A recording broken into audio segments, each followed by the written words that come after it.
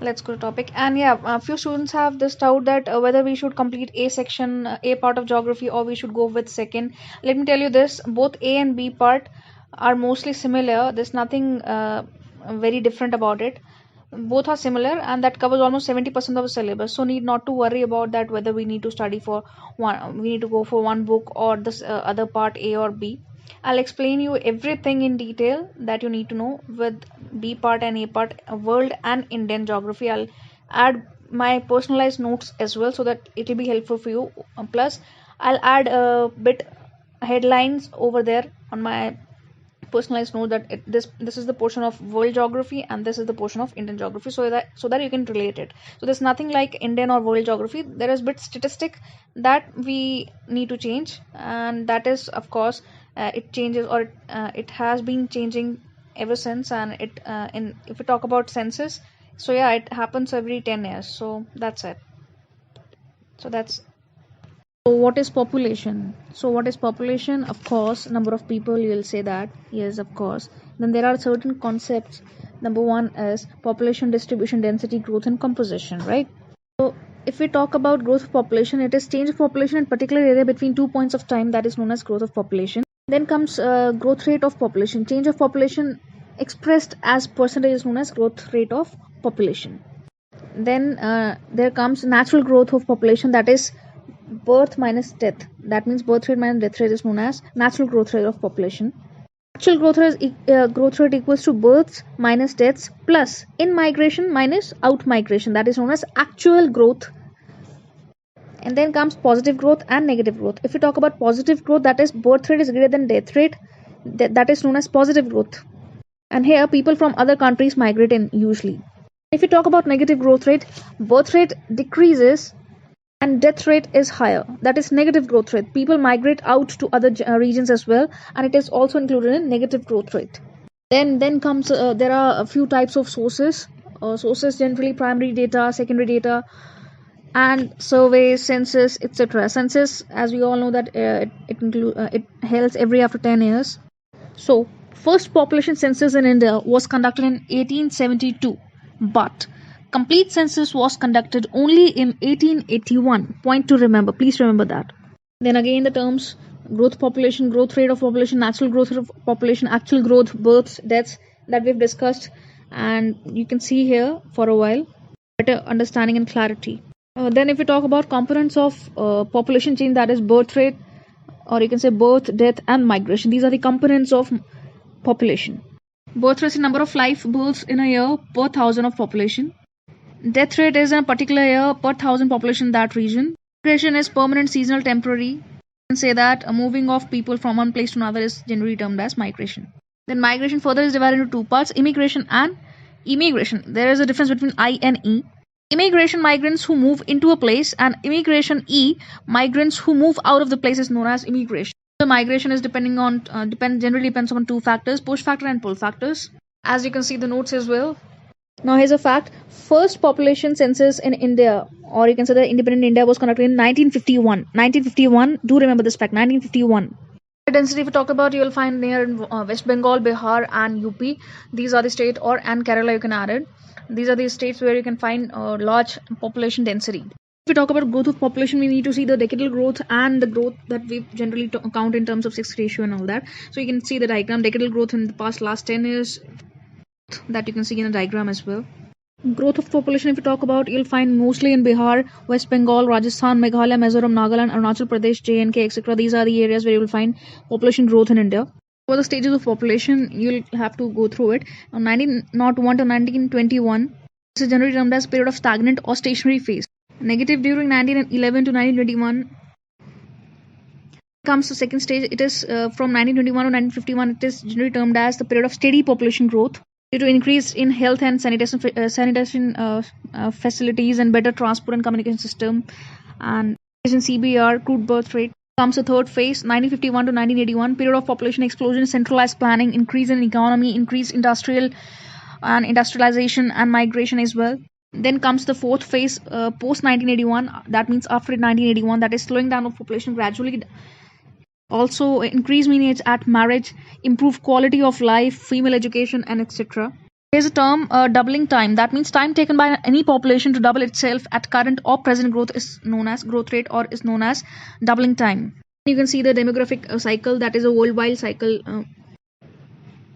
Then comes moving on further, population composition. Population composition refers to composition of population, like what type of composition is there in a population, that is known as population composition. Goa and Maharashtra have less population, or you can say that less population that is living in villages. Most of the population that lives in Goa and Maharashtra are they belong to urban areas. Again, I'll explain you a bit more. Population composition means field of study within population geography in which different characteristics are analyzed. For example, rural-urban composition, if we talk about, place of residence varies from country to country. That means rural to urban, or rural to urban. Fact that 72% of Indian population lives in villages, except from Goa and that Maharashtra. And if we talk about all states and union territories, urban population has been growing, and very rapidly. Not rapidly, but yes, urban population is growing. Why? Because of development of socio-economic condition, increased rate of rural-urban migration. That these are the reasons you can say that urban population is growing fast. Then if you talk about the plain areas like Delhi or UP, there will find more population growing rapidly because the facilities, because they are near to water and rivers. So yeah, you can say that these are the also factors that influence the population growth. If we talk about linguistic composition in India, we'll see that that socio-economic development leads to more literacy rate in India. You'll also see other factors like social status of female, availability of educational facilities, policies of the government, all comes under socio-economic these socio-economic development. And if we talk about literacy rate, or you can say the literacy is only having 3 R's. 3 R's, you can say that ability to read, write, and arithmetic. Simple arithmetic is known as literacy. That from there the term arises, literacy rate. From having educational qualification or graduate, you cannot say that the person is literate or that person is educated. There's a certain difference between that. Moving on further, if you talk about religious composition, there are Hindus, Muslim, Christians, Sikhs, Jains, Buddhists, and etc. You will see the table as well. About in India, you'll find major group like Hindus, and then the second largest comes with Muslim minorities in J&K, certain areas of West Bengal, Kerala, UP, Delhi, Lakshadweep, and then comes Christian rule, mostly in rural areas you'll find that. Sikhs in Punjab, Haryana, Delhi, and most other parts of India. Jains you'll find more in Rajasthan, Gujarat, Maharashtra. Buddhists you'll find Maharashtra, Sikkim, Arunachal Pradesh, etc. Composition you'll find in India. We were talking about linguistic composition in India. 18 scheduled languages in 1991 census you'll find in our constitution, and it has increased from 179 languages and 554 dialects. 40.2% of India speaks generally Hindi, and 0.01% of India speaks generally Kashmiri and Sanskrit and others. About modern Indian languages, there are certain groups of it: Dravidian, Sino-Tibetan, Indo-European. You'll see the percentage: Dravidians 20% and Indo-European you'll see 73% of it. You'll find 6 composition and other types of composition, agriculture, in various sections of a society. You'll find various types of composition in India. There comes that to whom will consider the main worker and marginal workers. There's a definition of it. According to standard census definition, main worker to whom you will say that this is a main worker or not. So the definition is: main worker is a person who works for at least 183 days in a year. And if we talk about marginal worker is a person who works for less than 183 days in a year. That is generally termed as marginal worker. We can say that occupational structure in India, that also varies.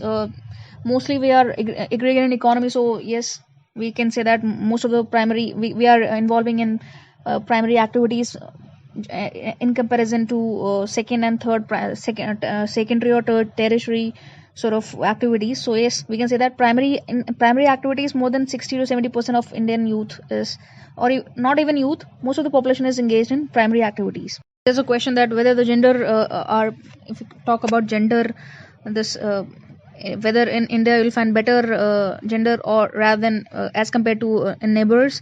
So you need to see that page as well. Talk about gender equality and all that. But in terms of workers, if you see that male workers are there, male workers tend to be more, and as compared to female, yes, they do work more. If we talk about female are generally greater in primary sector.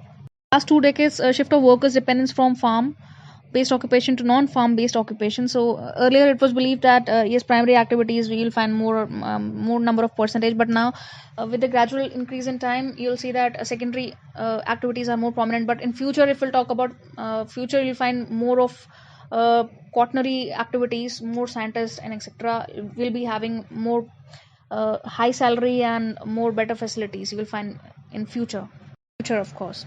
Oh, that's all. It was really a very small chapter. That's all. Do follow and subscribe. Follow, and that's all. Signing off. Mira Justotia. Good night. Bye bye. Take care.